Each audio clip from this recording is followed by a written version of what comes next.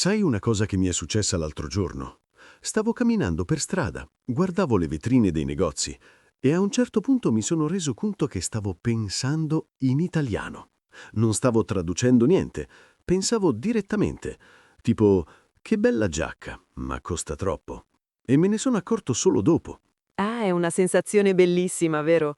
È come quando impari ad andare in bicicletta. A un certo punto smetti di pensare all'equilibrio e pedali e basta. Ma ci vuole tempo per arrivarci e la maggior parte degli studenti resta bloccata in una fase intermedia per molto più tempo del necessario. Esatto, e questa fase intermedia è quella in cui devi continuamente tradurre. Pensi in inglese o in qualsiasi sia la tua lingua e poi costruisci la frase in italiano. È lento, è faticoso e dopo un po' ti stanca davvero. Sì, e non è solo una questione di velocità.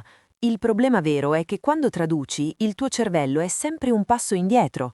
Sei troppo occupato a cercare le parole giuste per ascoltare davvero quello che ti dicono, per reagire in modo naturale, per sentirti parte della conversazione. Quindi oggi parliamo proprio di questo. Come si fa a smettere di tradurre e iniziare a pensare direttamente in italiano? Non è un salto che si fa dall'oggi al domani, ma ci sono tecniche concrete che funzionano davvero. E la prima cosa importante da capire è questa. Non devi aspettare di essere bravo abbastanza per cominciare, anzi è il contrario. Prima inizi a pensare in italiano, anche in modo imperfetto, prima il tuo cervello comincia ad adattarsi. Giusto. E si comincia piccoli. Non ti sto chiedendo di costruire un monologo interiore filosofico in italiano. Ti sto chiedendo di guardare una tazza di caffè e pensare caffè. Guardare la finestra e pensare finestra. Semplice, no? Sembra quasi troppo semplice, ma c'è una ragione neurologica dietro. Quando associ direttamente un'immagine o un oggetto a una parola italiana, senza passare per la traduzione, stai costruendo un collegamento diretto nel cervello. La parola diventa la cosa, non la traduzione della cosa. È la differenza tra sapere che mela vuol dire apple e semplicemente vedere una mela e pensare mela. Questo secondo processo è quello che hanno i madrelingua ed è quello che vogliamo sviluppare. Quindi il primo esercizio, il più fondamentale, è questo. Inizia a etichettare il mondo intorno a te in italiano. Gli oggetti della tua casa, le azioni che fai, le persone che vedi. Non frasi complete, solo parole e piccole frasi. La porta, il tavolo, sto mangiando, ho freddo. Gradualmente questi frammenti si uniscono. Allora, abbiamo detto che si comincia etichettando gli oggetti, ma come si va avanti? Come si passa da caffè, finestra, porta a qualcosa di più ricco? La risposta è quello che io chiamo le ancore di pensiero. Un'ancora di pensiero è un momento fisso della tua giornata in cui decidi consapevolmente di usare l'italiano come lingua interna. Non tutto il giorno, almeno all'inizio, ma un momento specifico, sempre lo stesso. Ad esempio? Il più facile è la mattina. Sveglia, apri gli occhi e invece di pensare «Ugh, sono le 7», pensi «Sono le 7, ho sonno, devo fare la doccia». Non deve essere perfetto, non importa se non ricordi una parola. La salti, vai avanti, continui in italiano. Mi piace molto questa idea, perché la mattina sei ancora mezzo addormentato, il cervello è più lento e paradossalmente è più facile lasciarlo andare senza giudicarlo troppo. Non c'è quella voce critica che dice sbagliato, riprova. Esattamente. E poi la routine mattutina è perfetta perché è sempre la stessa. Le stesse azioni, gli stessi oggetti, ogni giorno. Dopo una settimana conosci già le parole. Doccia, asciugamano, colazione, caffè e inizi ad aggiungere dettagli. Il caffè è troppo caldo. Ho dimenticato di comprare il latte. Oggi fa freddo. Io lo faccio quando cucino, è il mio momento italiano personale. Mentre preparo da mangiare mi racconto quello che sto facendo, come se fossi in un programma di cucina. Taglio le cipolle, accendo il fuoco, metto l'olio nella padella. All'inizio mi sentivo ridicola, ma funziona davvero. No, non è ridicolo per niente. È esattamente quello che fanno i bambini quando imparano a parlare. Si raccontano le cose mentre le fanno. E c'è una ragione. Unire l'azione alla parola crea un'associazione molto più forte nella memoria. E la cosa bella è che non devi farlo tutto il giorno. Anche solo 15 minuti di narrazione mentale in italiano, ogni giorno, con costanza, producono risultati sorprendenti nel giro di poche settimane. Un altro momento ottimo è il tragitto, che tu vada al lavoro in macchina, in autobus o a piedi. Guardi fuori e descrivi quello che vedi. C'è traffico. Quella persona ha un cane molto grande. Il cielo è grigio oggi. Nessuno ti sente, nessuno ti giudica. Sei libero di sbagliare quanto vuoi. E sbagliare è fondamentale, voglio sottolinearlo. Il tuo monologo interiore in italiano non deve essere grammaticalmente perfetto, non deve impressionare nessuno, deve solo esistere, deve solo girare. Più lo fai girare, più diventa fluido e la precisione arriva da sola, con il tempo. Quindi abbiamo le ancore di pensiero, la narrazione della routine. Il passo successivo è qualcosa di un po' più sofisticato, il dialogo interiore. Non solo descrivere, ma ragionare in italiano. Che differenza c'è?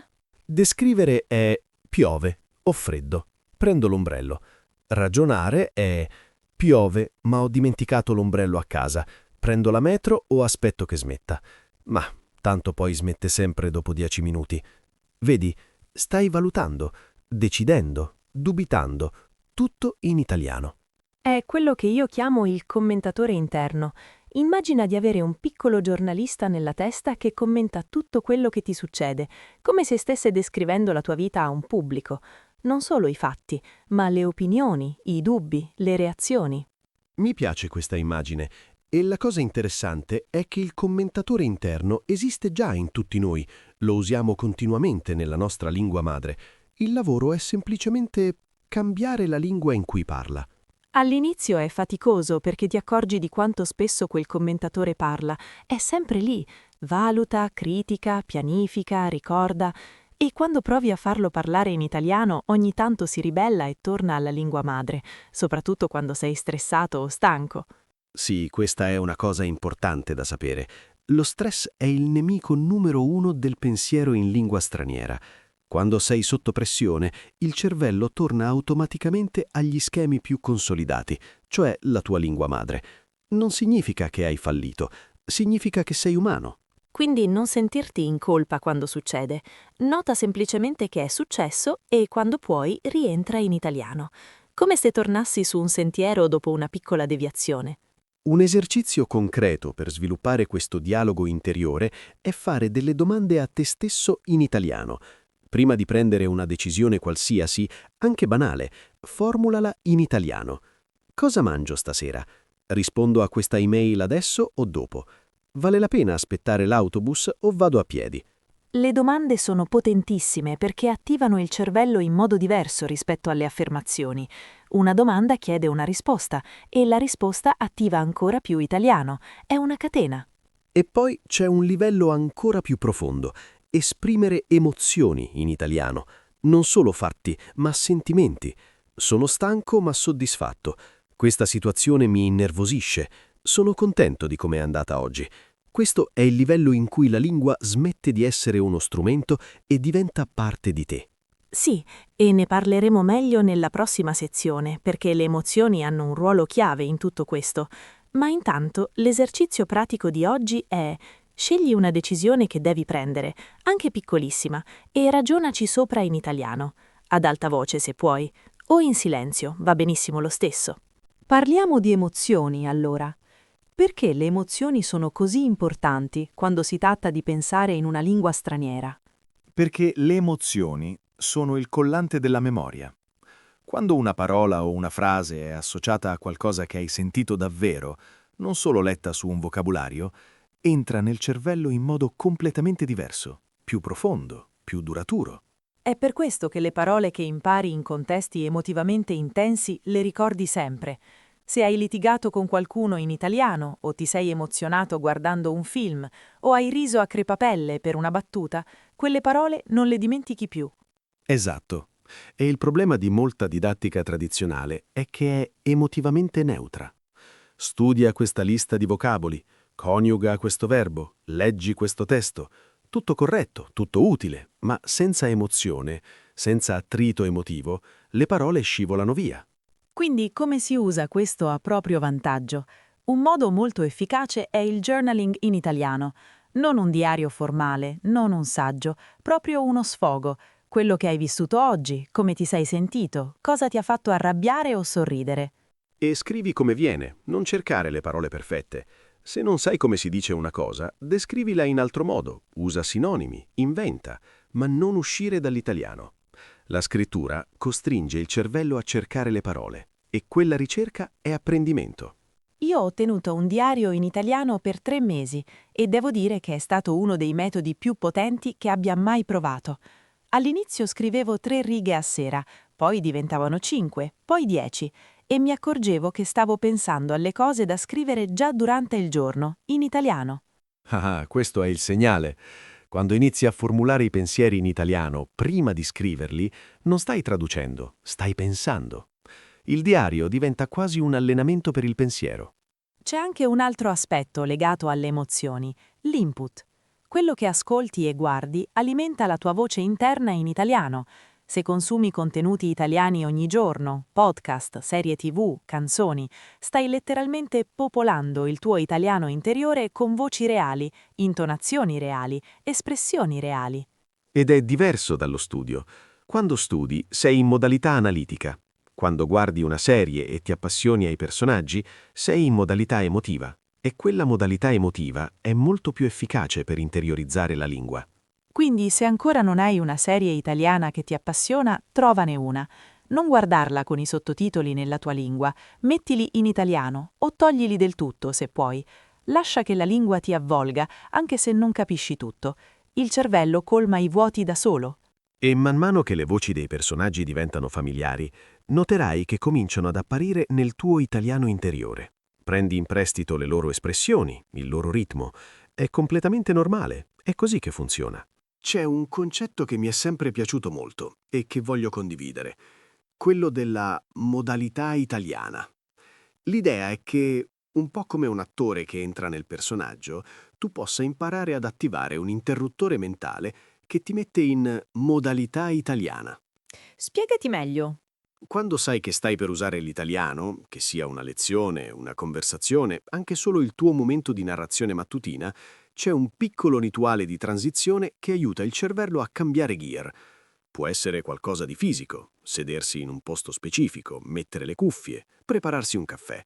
Il cervello associa quel rituale alla lingua e la transizione diventa più facile.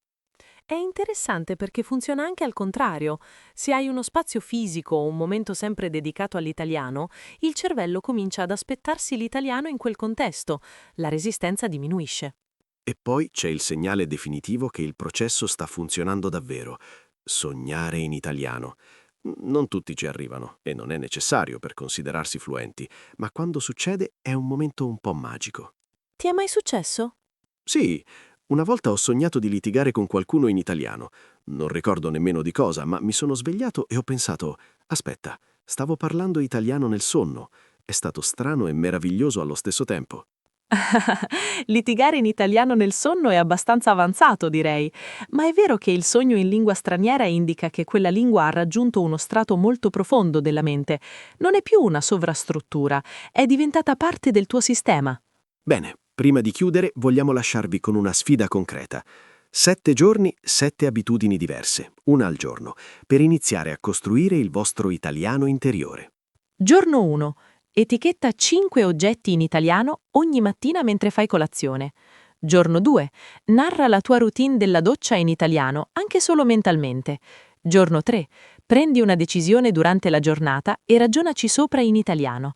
Giorno 4. Scrivi 5 frasi su come ti sei sentito oggi. Un mini diario. Giorno 5. Guarda 10 minuti di un contenuto italiano senza sottotitoli nella tua lingua e non ti preoccupare di capire tutto. Giorno 6. Scegli un'emozione che hai provato durante la settimana e trova 3 modi diversi per esprimerla in italiano. Giorno 7. Fai tutto insieme. Narrazione mattutina, mini diario serale e un momento da commentatore interno durante il giorno. Non deve essere perfetto, non deve essere lungo, deve solo essere italiano. Ogni giorno un po', con costanza, e vedrete che il vostro cervello comincia a rispondervi in italiano prima ancora che lo chiediate. Perché alla fine pensare in italiano non è un traguardo che si raggiunge un giorno preciso, è un processo graduale fatto di piccoli momenti che si accumulano e ogni momento conta. Quindi iniziate da domani mattina, guardate la vostra tazza di caffè e pensate caffè. È già un inizio.